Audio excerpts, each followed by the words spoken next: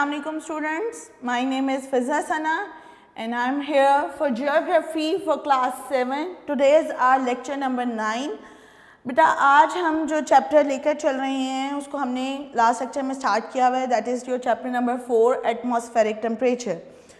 हमने देखा है बेसिकली कि एटमॉस्फेरिक टेम्परेचर क्या होता है, वो कौन सा इंस्ट्रूमेंट है जिससे हम एटमॉस्फेरिक टेम्परेचर मेजर करते हैं। सिंपल जो आपका थर्मोमीटर होता है that is use for measuring the temperature of your atmosphere, और उसको हम डिफरेंट स्केल्स के अंदर मेजर करते हैं। 2 स्केल्स हैं, the one is Celsius scale and the second one is Fahrenheit scale. Thermometer की हमने 3 मेन लेवल्स भी देखे थे, then one is boiling point, then freezing point and mid one is absolute zero. ठीक है, और इसको मैंने डिटेल में आपको बताया कि किस तरह से है बेसिकली चल रहा। उसके बाद हमने देखा कि आपकी अर्थ का टेम्परेचर बेसिकली कैसे राइज होता है, हीटिंग जो है अर्थ की, और उसके इम्पैक्ट्स एटमॉस्फेयर पे क्या होते हैं, किस तरह से सूरज की जब शुआएं ज़मीन पर पड़ती हैं तो आपकी ज़मीन गर्म होती है और उससे आपकी एटमॉस्फेयर किस लेवल पे उसका जो टेम्परेचर है वो हाई होता है। फिर हमने देखा वर्टिकल डिस्ट्रीब्यूशन ऑफ टेम्परेचर। उसके अंदर हमने देखा कि बेसिकली जहाँ पर आपकी ज़मीन के अंदर डिफरेंट वेरिएशंस हैं, तो कहीं पर जो है वो सी है, कहीं पर डेजर्ट है, कहीं पर लैंड है, कहीं माउंटेन्स हैं। तो in difference in landscape due to this difference जो आपकी एटमॉस्फेयर टेम्परेचर है उसके अंदर भी डिफरेंस क्रिएट होता है। उसमें भी आपको हर इलाके के अंदर डिफरेंट टेम्परेचर मिलेगा। जो आपका डेजर्ट का टेम्परेचर होगा वो आपका माउंटेन का नहीं हो सकता, जो माउंटेन का टेम्परेचर है वो आपका सी का नहीं हो सकता, सी का जो टेम्परेचर है वो आपका नॉर्मल प्लेन्स का नहीं हो सकता, मैदानी इलाकों का नहीं हो सकता। उसके अंदर हमने देखा कि फिर कि सुबह जब हम देखते हैं तो कर्व्ड एरियाज़ जो बेसिकली आपकी अर्थ के होते हैं, जैसे ही मैंने ग्लोब बनाया है, तो इस कर्व्ड सरफेस के अंदर जब आपका सूरज यहाँ से शुआएं आती हैं तो इस एरिया के अंदर वो लॉन्ग रेज हो जाती हैं, लंबी हो जाती हैं। तो यहाँ पर आपकी जो हीट का लेवल है वो कम होगा, जबकि जहाँ पर सूरज की डायरेक्ट रेज पड़ रही होती हैं वहाँ पर जो टेम्परेचर होता है वो ज़्यादा होता है। तो यहाँ पर सूरज की, क्योंकि आपकी जो अर्थ है वो थोड़ी सी टिल्ट है, तो वहाँ पर उस टिल्ट की वजह से जो बेसिकली एजेस हैं वहाँ पर टेम्परेचर हमारा इतना ज़्यादा राइज नहीं करता। आज जो बेसिकली हम स्टार्ट करने लगे हैं दैट इज़ जो air pressure in variation of temperature, horizontal distribution of temperature, इसको हम आगे आज कंटिन्यू कर रहे हैं। एयर प्रेशर क्या होता है जी? अब एयर टेम्परेचर तो समझ आती है या एटमॉस्फेरिक टेम्परेचर समझ आता है, व्हाट इज़ प्रेशर देयर तो वो कहते हैं there is more air pressure in the lower portion of atmosphere and decreases with height. हवा का दबाव, हवा किस कदर हैवी है, कितनी डेंस है, कितनी लाइट है, this is basically your air pressure. ठीक है, तो यहाँ पर वो कहते हैं कि जैसे जैसे आप ऊंचाई पे जाएंगे आपकी जो एयर का प्रेशर है वो कम होता जाएगा, वो डिक्रीज हो जाएगा। The higher the temperature the lower will be the pressure and vice versa. जितनी ज़्यादा आप हाइट पर जाएंगे टेम्परेचर क्या होगा, कम होगा, और प्रेशर जो है वो विल बी द प्रेशर, और वहाँ पे प्रेशर भी जो है वो डाउन हो जाएगा, कम हो जाएगा, और वाइस वर्सा इसको चलाएंगे। Temperature and pressure are inversely proportional to each other. वो कहते हैं कि जितना ज़्यादा आपका हाई टेम्परेचर है उतना आपका लोअर प्रेशर है, मींस कि एक चीज़ अगर बढ़ रही है तो दूसरी चीज़ कम हो रही है। टेम्परेचर अगर बढ़ता जा रहा है तो प्रेशर, यहाँ पे अगर हम देखते हैं तो टेम्परेचर और प्रेशर, टेम्परेचर राइज कर रहा है, प्रेशर डिक्रीज कर रहा है। यहाँ पे अगर हम टेम्परेचर नीचे आ रहा है तो प्रेशर इंक्रीज हो रहा है। तो दीज आर द थिंग, इसको कहते हैं vice versa, means inversely proportional है कि एक चीज़ बढ़ रही है तो दूसरी कम हो रही है, दूसरी कम हो रही है तो एक चीज़ बढ़ रही है। This air contains heavy gases. वो कहते हैं कि जो एयर नीचे होती है वो डेंस होती है लोअर एरियाज़ के अंदर, और उसके अंदर ज़्यादा गैसेस होती है क्योंकि पोल्यूटेड एरिया हो जाता है। आपके नीचे जितनी ज़मीन की सतह, ज़मीन के करीब आपकी जो एटमॉस्फेयर होगी, जो एयर होगी वो डेंस होगी, उसमें ज़्यादा पार्टिकल्स होंगे, ज़्यादा गैसेस उसके अंदर होंगी, और अमाउंट उन गैसेस की भी ज़्यादा होगी। The density of air decreases gradually with height. लेकिन जैसे जैसे आप ऊंचाई पे जाएंगे तो आपकी जो डेंसिटी है एयर की वो कम होती जाएगी, मीन्स हवा हल्की होती जाएगी। लाइटर गैस एंटर इट, और जो हल्की फुल्की गैसेस होंगी सिर्फ वो उसके अंदर एंटर होंगी, बाकी जो हैं वो नीचे नीचे ही की तह में रह जाएंगी। The dense air has more capacity to absorb heat as compare to less dense air. वो कहते हैं कि जो डेंस एयर होती है उसके अंदर ज़्यादा कैपेसिटी होती है, वो हीट को एब्जॉर्ब करती है। जितनी ज़्यादा आपकी गैसेस नीचे होंगी वो वेपर्स होंगे, ह्यूमिडिटी होगी। ह्यूमिडिटी का काम क्या है, उसने अपनी हीट को अपने अंदर लॉक करना है, अपने अंदर एब्जॉर्ब करना है। जो हम कहते हैं अक्सर कि हब्स वाला मौसम हो गया हुआ है, तो हम लोगों को जो है वो सफोकेशन होना शुरू हो जाती है। वो इसी वजह से हो रही होती है कि आपकी अर्थ सरफेस के जो नियर बाय आपकी एयर है वो डेंस हो गई है, उसमें वाटर वेपर्स जो हैं और डिफरेंट गैसेस की तादाद यूजुअल वे में ज़्यादा हो गई है। Due to this reason temperature keeps on fall with height. वो कहते हैं इस रीज़न की वजह से जो टेम्परेचर है वो क्या होता है, जैसे जैसे आप हाइट पे जाएंगे वहाँ पे आपका टेम्परेचर क्या होता जाएगा, कम होता जाएगा। ठीक है जी।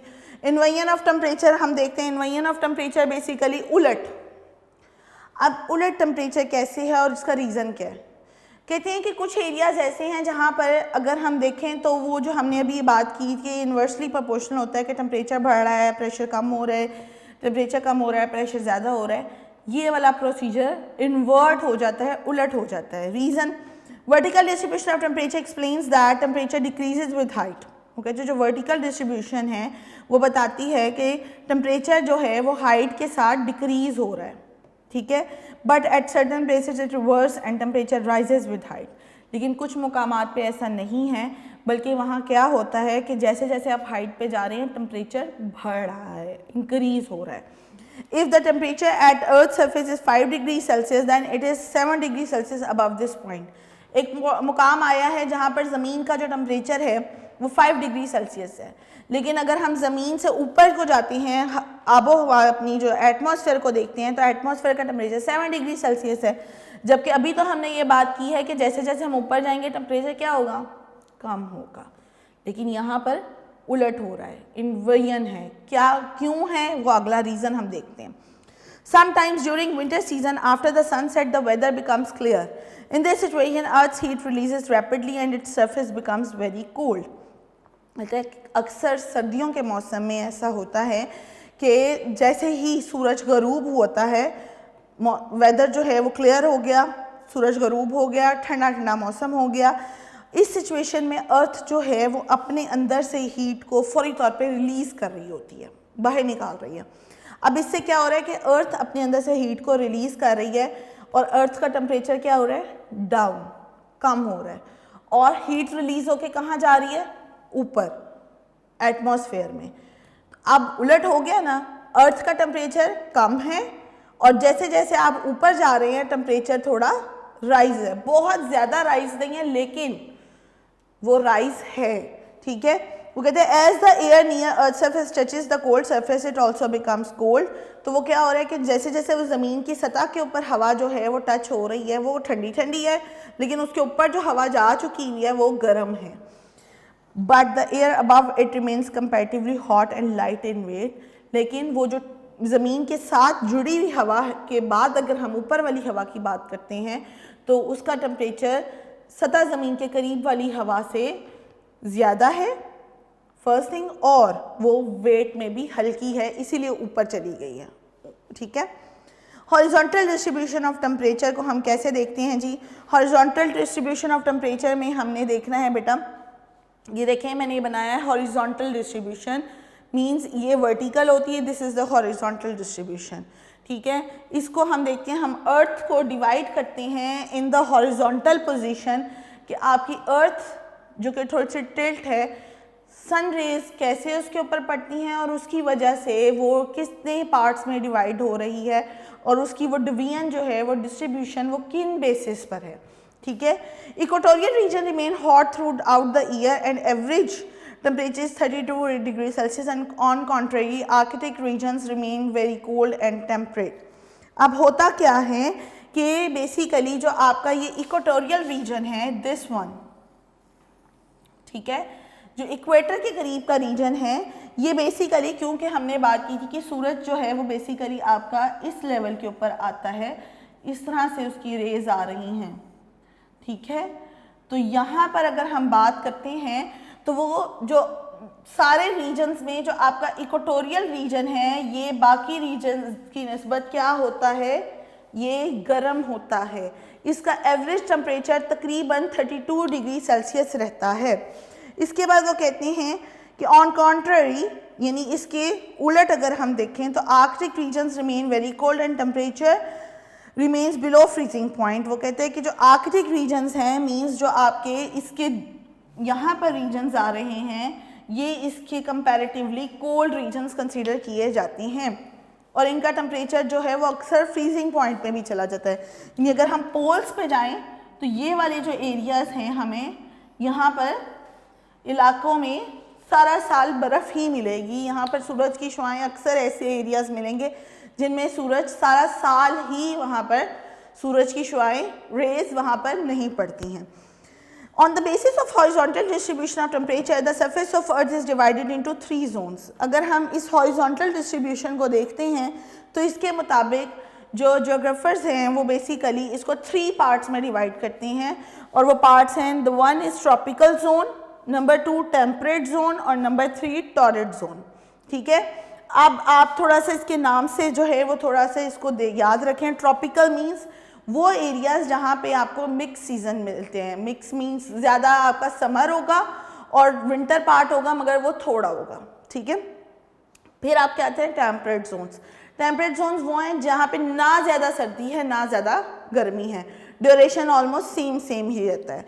ठीक है, टॉरेट जोन जहाँ पर आपको सब बर्फीले इलाके मिलते हैं या वो पार्ट अर्थ का हॉरिजॉन्टल पीस ऑफ अर्थ जहाँ पर बेसिकली आपकी बर्फ़ जमी रहती है, जो कि ठंडे इलाके हैं।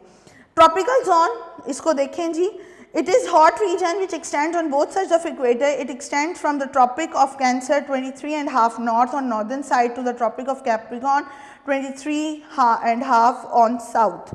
वो कहते हैं कि नॉर्थ और साउथ की तरफ जो आपका इक्वेटर है, इसके दोनों अतराफ के अंदर ये एरिया, ये बेसिकली आपका क्या कहलाता है, ट्रॉपिकल जोन। ठीक है जी, और ये क्या है, ये हॉट रीजन है, ये हॉट इलाका है। आपके कुछ पार्ट इसका साउथ की तरफ साउथ पोल में आ रहा है और कुछ पार्ट इसका नॉर्थ पोल में आ रहा है। यानी कि वो कहते हैं कि अगर आप इक्वेटर से 23.5 साउथ की तरफ और 23.5 नॉर्थ की तरफ जाते हैं तो जो पूरा रीजन आप कवर कर रहे हैं that is basically tropical zone. ठीक है जी, आगे आ जाएं तो टेम्परेट जोन। टेम्परेट जोन क्या है? टेम्परेट जोन जी, temperate zone extends from the tropic of cancer 23.5 north. अब आप यहाँ पे अगर आ जाते हैं ये वाले एरिया के अंदर, ये वाला जो एरिया है बेसिकली दिस वन, ठीक है, और ऊपर से ये वाला इलाका, ठीक है जी, ये वाला जो एरिया है that is your temperate zone. ये आपका टेम्परेट जोन है जो कि बेसिकली अगर हम उसको एग्जैक्ट मैप के ऊपर देखेंगे तो ट्रॉपिक ऑफ कैंसर से वो 23.5 नॉर्थ की तरफ और 23.5 जो है वो बेसिकली ट्रॉपिक ऑफ कैप्रिकॉर्न में वो नीचे, यानी आपके ये आपका ट्रॉपिक ऑफ कैंसर और ये ट्रॉपिक ऑफ कैप्रिकॉर्न, यहाँ से आप बेसिकली इसको मेजर करते हैं 23.5 के हिसाब से। और ये रीजन जो है ना तो ज़्यादा कोल्ड है और ना ज़्यादा हॉट है। ठीक हो गया। उसके बाद आ जाते हैं जी टॉरेट जोन। यहाँ पे आपका टेम्परेट जोन मैंने आपको बता दिया, जो dotted form area is basically आपका जो है वो टेम्परेट जोन है, जो कि ना ज़्यादा गर्म है, टेम्परेट यानी मुनासिब। ठीक है। Torrid zone in northern hemisphere, frigid zone extends between Arctic Circle 66.5 north and North Pole 90° north, and in South Hemisphere it extends between Antarctic Circle 66.5 south and South Pole 90° north. This region is very cold. अब अगर आप ये picture को भी देखते हैं, इसके अंदर ये जो पिक्चर बनी हुई है, यहाँ पर बेसिकली आपको ये भी क्लियर हो जाएगा कि यहाँ पे बेसिकली वो क्या बता रहे हैं कि आपके जो ये पोल्स हैं, आसान लफ्ज़ों में समझें, the North Pole and the South Pole exactly 90° north and south, जो बेसिकली आपका एरिया कवर करता है, जो आपका रीजन यहाँ पर आता है, वो सारे का सारा टॉरेट जोन में कंसीडर किया जाता है। ये जो है ये बेसिकली आपका फ्रिजिड जोन है, मींस जमा हुआ इलाका है, बर्फीला इलाका जिसको आप कहते हैं, और यहाँ पे इट इज़ वेरी कोल्ड, ये शदीद सर्दी वाला इलाका है। मीन्स यहाँ पे आपको जो टेम्परेचर है वो नॉर्मल रूटीन में भी बिलो जो है वो 0 डिग्री माइनस के अंदर आपको हर वक्त यहाँ का टेम्परेचर मिलेगा। आई होप यहाँ तक आपको क्लियर हो गया है। इसके बाद जो हैं वो बेसिकली फैक्टर्स हैं हमारे, ठीक है। वो फैक्टर्स कौन से हैं जो हमें इन्फ्लुएंस कर रहे हैं, वो हम देखेंगे कि हमारी the factors influencing horizontal distribution of the temperature, कि कौन से फैक्टर्स हैं जो बेसिकली जो हैं वो हमें इन्फ्लुएंस कर रहे हैं इस हॉरिजॉन्टल डिस्ट्रीब्यूशन को बनाने में। कि क्या फैक्टर्स हैं जी, ये कि हम कहते हैं ये ट्रॉपिकल जोन है, ये टेम्परेट जोन है, ये टॉररेट जोन है। उन फैक्टर्स के अंदर वो कह रहा है कि it's there are basically 6 factors, वो उसको लेके आ रहा है। ये हम इसको आगे लेके चलते हैं कि आपके 6 फैक्टर्स इसके अंदर कवर हो रहे हैं, ठीक है जी। कौन कौन से फैक्टर्स हैं? द वाटर एंड ड्राइनेस, वो कहते हैं नंबर 1 पे है जी वाटर एंड ड्राइनेस, ठीक है। इसके बाद sun rays, obviously sun rays बहुत ज़्यादा इन्फ्लुएंस करती हैं, ये फैक्टर बहुत इंपॉर्टेंट है। नंबर 3 फैक्टर है जी लैंड एंड सी ब्रीज। लाजमी बात है आपके पास 2 तरह की जो है वो ज़मीन पाई जाती है, हवा जो है वो मिलती है आपको, एक ज़मीनी हवा और एक आपकी सी ब्रीज, यानी कि आपको बेसिकली समंदरी हवाएं जो मिल रही हैं। फिर आपके आ जाते हैं जी ओशन करंट्स, नंबर 4 पे। ओशन करंट्स क्या होते हैं? ओशन करंट्स जो हैं ये बेसिकली आपकी जैसे कि ज़मीन की और समंदरी हवाएं हैं, इस तरह बेटा ओशन करंट्स वो हैं कि समंदर की वो जो गर्म पानी और ठंडे पानी की जो ट्रांसफॉर्मेशन है, ट्रांसपोर्टेशन है एक जगह से दूसरी जगह जाने की, उससे भी बहुत ज़्यादा इफ़ेक्ट होता है। गर्म पानी का जो समंदरी पानी है, जब वो जिस इलाके से गुज़र के दूसरे समंदर का हिस्सा बन रहा होता है, तो वो जिस एरिया जिस रीजन को जो है वो कवर करता हुआ जा रहा होता है, वहाँ पर उस रीजन में उस पानी के गुजरने से उनके टेम्परेचर के ऊपर जो है बहुत ज़्यादा फ़र्क आता है। अगर गर्म पानी का यानी वार्म करंट ओशन करंट है तो ऑब्वियसली वहाँ की एरिया का टेम्परेचर राइज कर जाएगा। अगर कोल्ड वाटर करंट है तो वो वहाँ का जो टेम्परेचर है वो लो हो जाएगा, कम हो जाएगा, वहाँ ठंडक का एहसास बढ़ जाएगा। तो ये ओशन करंट्स भी जो हैं वो बहुत अहम रोल प्ले कर रहे हैं, एक बहुत अहम फैक्टर हैं, आपके टेम्परेचर को जो है इन्फ्लुएंस कर रहे हैं, उसके अंदर एक अपना असर छोड़ रहे हैं। And the number 5 is clouds. Obviously भाई अभी हमें गर्मी लग रही है, बादल आ जाएं तो हमारी गर्मी की शिद्दत कम हो जाती है। सो क्लाउड्स आपके टेम्परेचर के अंदर बहुत ज़्यादा एक इन्फ्लुएंस क्रिएट करती हैं। And the number 6 is the coastal region, ठीक है जी। आपके जो साहिली इलाके हैं वो भी आपके टेम्परेचर को इन्फ्लुएंस कर रहे हैं। अब इनको हम इन डिटेल देख रहे हैं कि ये क्या क्या है, जल्दी से इसको देखते हैं। सबसे पहले हमने बात की वाटर एंड ड्राइनेस की। The percentage of water and dryness on Earth's surface is 71 and 29 respectively. The dry places or continents are heated rapidly. After sunset, they are cooled within short span of time. अब होता क्या है कि आपकी ज़मीन जो है वो आपको पता है ना कि 71 और 29 की परसेंटेज पर है। 71% is water and 29% is dry continents, ऐसे ही है। तो यहाँ पर वो ये कह रहे हैं कि जो ड्राई आपके कॉन्टिनेंट्स हैं, प्लेसेस हैं, वो जल्दी गर्म होती हैं। जब सूरज की शुआएं उस पर पड़ती हैं तो वो जल्दी हीट अप हो जाती हैं, ठीक है। और जैसे ही सूरज गरूब होता है तो वो बहुत कम टाइम के अंदर ठंडी भी हो जाती हैं ज़मीन, ठीक है। On the other hand water of ocean takes time to be heated और कूल्ड। लेकिन अगर हम पानी की बात करते हैं, समंदर की बात करते हैं, ओशंस की बात करते हैं, तो वहाँ पर पानी को हीट अप होने में भी टाइम लगता है, और अगर वो हीट अप हो गया है तो उसको ठंडा होने में भी टाइम लगता है, क्योंकि क्वांटिटी में भी ज़्यादा है और ऑब्वियसली उसकी फिजिकल स्टेट भी डिफरेंट है।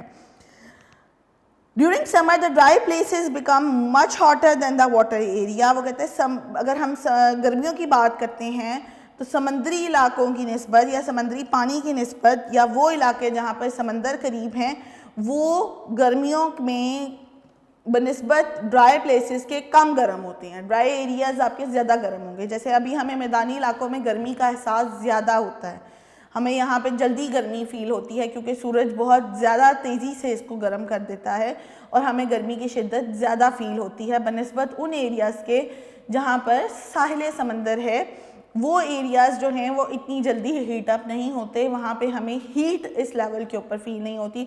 अगर हम टेम्परेचर मैयर करेंगे तो हमारे इन मैदानी इलाकों का और उन साहिली इलाकों का जो टेम्परेचर होगा उसमें हमें वाज़िया फ़र्क नज़र आएगा। फिर जी बात आती है सन रेज़ की। As it is already discussed that sun rays fall vertically on equatorial region due to which they give more heat. Sun rays fall in curved manner in polar region due to which these regions have low temperature. मैं बारहा ये बात पहले भी आपको बता चुकी हुई हूँ कि अगर हम सूरज को देखें तो बेसिकली अर्थ को जब वो इस लेवल के ऊपर हीट दे रहा होता है तो यहाँ पर जो सूरज की शुआएं डायरेक्ट ज़मीन के जिस हिस्से पे आ रही हैं वहाँ पे वो खिता ज़्यादा जो है वो टेम्परेचर रखता है, और जहाँ पर वो आपके जो बेसिकली पोलर एरियाज़ हैं, नॉर्थ पोल और साउथ पोल, वहाँ पर आपका जो टेम्परेचर है वो बनिस्बत सेंटर पार्ट के कम होगा। इक्वेटोरियल रीजन आपका ज़्यादा हीट अप होगा, पोल्स जो होंगे वो आपके कोल्ड होंगे। फिर आ जाती है land and sea breeze. Wind flows from hot to cold and from cold to hot regions, it results in temperature fluctuation. वो कहते हैं जो हवा है वो गर्म इलाकों से ठंडों की तरफ, ठंडे से गर्म की तरफ जब ट्रैवल करती है तो उससे आपके टेम्परेचर के अंदर फ्लक्चुएशंस नज़र आती हैं, मीन्स चेंज नज़र आता है। आप गर्म इलाके से जब ठंडी हवा गुजरती है तो ऑब्वियसली वहाँ का टेम्परेचर डाउन हो जाएगा। इसी तरह ठंडे इलाके में से जब गर्म हवा का गुजर होगा तो वहाँ का टेम्परेचर भी बनिस्बत दूसरे एरियाज़ के आपको फील होगा कि वो टेम्परेचर उसका राइज हो गया है। तो यहाँ पर वो यही कह रहे हैं कि the examples are land and sea breezes. अब एग्जाम्पल कैसे, मैंने आपको गर्म हवा, ठंडी हवा, क्या मतलब ये कि जब हवा का गुज़र पानी से होते हुए ज़मीन की तरफ आता है तो वो हवा ठंडी होती है। समझ आ गई? समंदर से जब हवा गुज़र के ज़मीन के ऊपर आएगी तो वो उस इलाके को ठंडा कर देगी, और अगर हवा ज़मीन से होकर समंदर की तरफ को जाएगी तो वो समंदर के टेम्परेचर को जो है वो राइज़ कर देगी। यहाँ पे अब क्लियर हो गई बात। वो ये कह रहे हैं कि माउंटेनस ब्रीजेज़ एंड वैली ब्रीजेज़ भी इसमें काउंट होती हैं। सिर्फ हम जो है वो सी ब्रीज़ को नहीं लेते बल्कि उसमें आपकी पहाड़ी इलाकों की हवाएं भी आती हैं, वादी के अंदर जो हवाएं हैं। अब आपको बताऊं, पहाड़ के ऊपर जो आप जब चढ़ते हैं तो हवा बहुत ठंडी ठंडी आपको फील होती है। वहाँ पे जो हवा का टेम्परेचर होता है वो डिफरेंट होता है।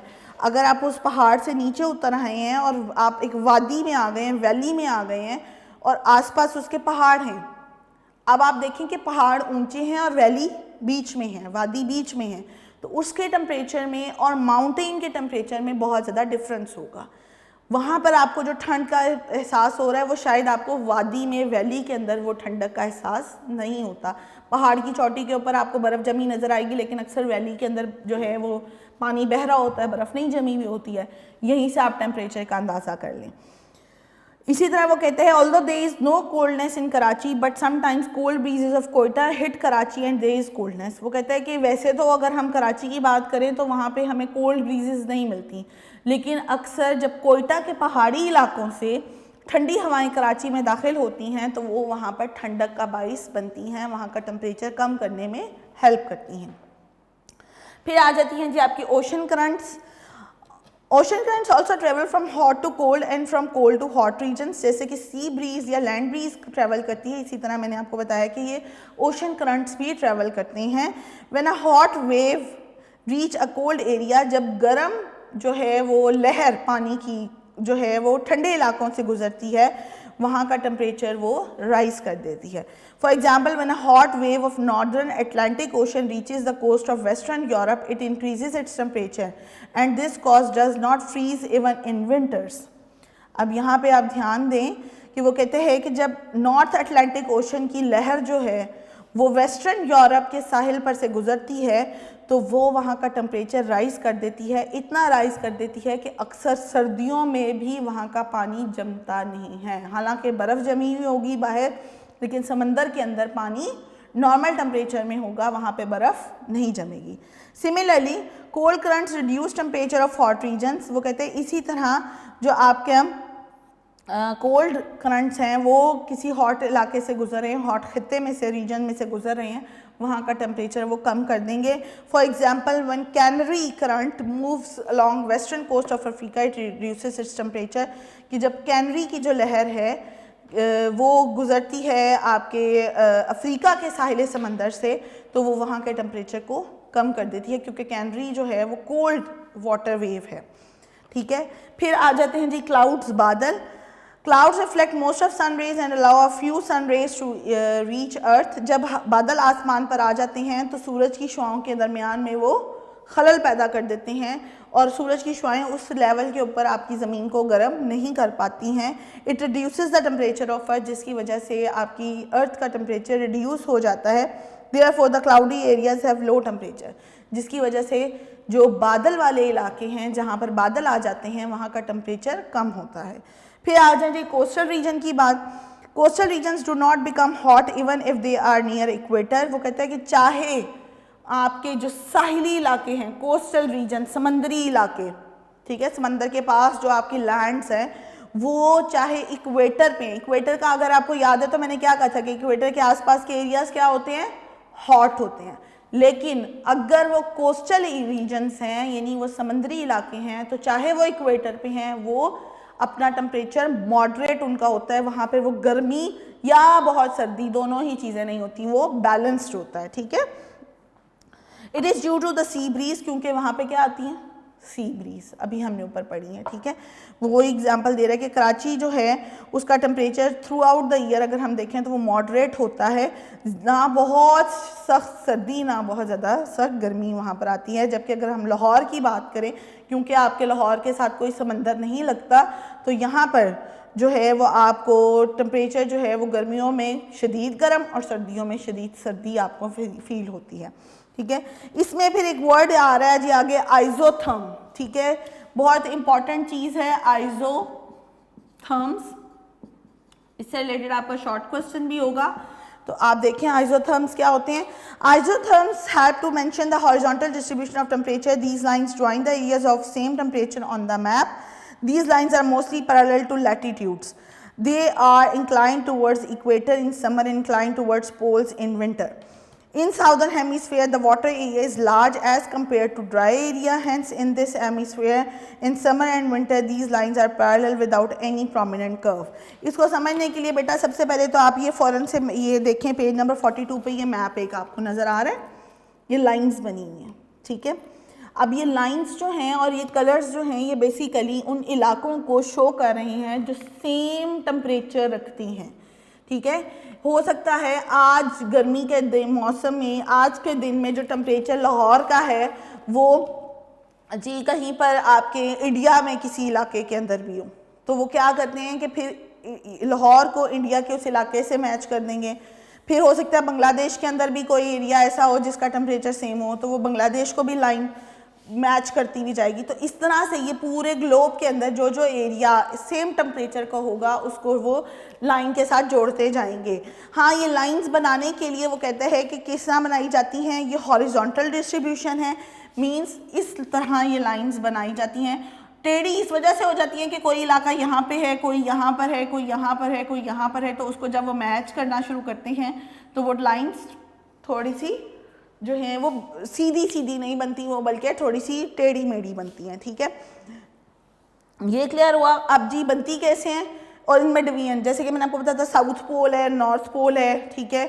उनको जो समर्स के अंदर अगर हम देखें तो ये इंक्लाइन होगी, थोड़ी सी झुकी हुई आपको नज़र आएंगी टूवर्ड्स जो आपकी जो है समर के अंदर वो होंगी आपकी पोल्स की तरफ। साउदर्न हेमिस्फीयर में जो आपका होगा इक्वेटर की तरफ, समर्स में वो होगी इक्वेटर की तरफ इंक्लाइन, और विंटर्स में आपको वो नज़र आएंगी कि वो थोड़ी सी पोल्स की तरफ को जा रही हैं, क्योंकि सर्दी है तो ऑब्वियसली टेम्परेचर आपका पोल्स की तरफ को आपको ज़्यादा नज़र आएगा जाता हुआ। इसके अलावा वो कहते हैं साउदर्न हेमिस्फीयर जो है वो उसके अंदर अगर हम देखें तो वाटर एरिया ज़्यादा है, लिहाजा ड्राई एरिया की निस्बत, तो वहाँ पर आपको जो है वो समर और विंटर लाइंस जो हैं वो तकरीबन पैरेलल नज़र आएंगी, क्योंकि समुद्री इलाका है। अभी मैंने आपको बताया ना ज़्यादा गर्म होता है और ना ज़्यादा ठंडा, चाहे सर्दी है चाहे गर्मी है, वो आपको टेम्परेट मिलेगा, मोतदल मिलेगा, जिसको हम कहते हैं बैलेंस्ड मिलेगा। लिहाजा उसकी लाइंस जो होंगी वो आपको सर्दी गर्मी में पैरेलल नज़र आएंगी एक दूसरे के, वहाँ पर आपको ज़्यादा इलाके क्योंकि साहिली मिलते हैं। तो यहाँ पे बेसिकली ये बेटा आपका चैप्टर जो है वो ख़त्म होता है। इससे रिलेटेड शॉर्ट क्वेश्चन और MCQs आपने बहुत अच्छी तरह लर्न करने हैं। आई होप कि मैंने आपको सारी चीज़ें बहुत अच्छे तरीके से क्लियर कर दी हैं। हाँ, ये जो आपका क्वेश्चन नंबर 1 के साथ आपकी ये बनी हुई है डायग्राम, इसको ज़रूर आपने जो है वो देखना है, इसको ड्रॉ करें, इसकी प्रैक्टिस भी करें। मैंने आपको ये समझाई है जो आपके पोल्स बने हुए हैं और सारी। हाँ, ये जो आपके साइड्स के ऊपर ये आपकी नंबरिंग है, ये बेसिकली मैप्स के अकॉर्डिंग होती है, लैटीट्यूड्स और लॉन्गिट्यूड्स के मुताबिक। 66.5, 23.5 नॉर्थ, 66.5 साउथ, ये सारी चीज़ें बेसिकली पोल्स को मेजर करने के लिए लैटीट्यूड्स और लॉन्गिट्यूड्स को यूज़ किए गए हैं, जो कि आपने 6th क्लास में बहुत अच्छी तरीके से पढ़ा था। इसको दोबारा से देख लें। इससे रिलेटेड फिर भी अगर कोई क्वेरी है, कोई क्वेश्चन है, आप कमेंट बॉक्स में मुझसे पूछें, इंशाल्लाह मैं आपको ज़रूर रिप्लाई करूँगी।